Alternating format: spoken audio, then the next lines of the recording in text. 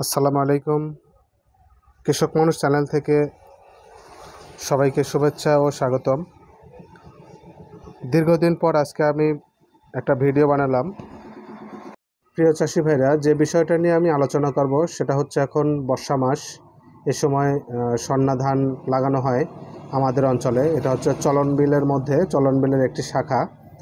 প্রিয় চাষি ভাইরা, ধানের জমিতে রিপকট আসলে কি, এটার কার্যকারিতা কি, ধানের জমিতে কেন ব্যবহার করা হয়, তা আপনাদের বিস্তারিত আলোচনা করব এই ভিডিওর মাধ্যমে। আপনারা ভিডিওটা না টেনে সুন্দরভাবে আমার ভিডিওটা দেখবেন, এতে আপনারা উপকৃত হবেন।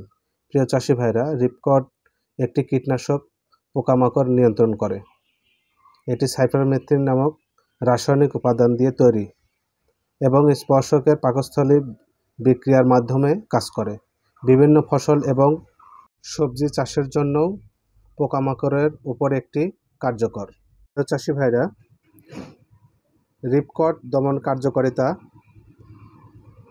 যে সকল পোকামাকড় শাকসবজি এবং ফসলের যে সকল পোকা দমন করবেন সেগুলো হপার গুটি পোকা, বেলওয়াম, মশা, বিছা পোকা, গান্ধি পোকা, বিটল পোকা, পাতা খাওয়া পোকা, সেমি লোপার, কাণ্ড ও ফল ছিদ্রকারী পোকা, মাছি পোকা, উশৃঙ্গ ইত্যাদি,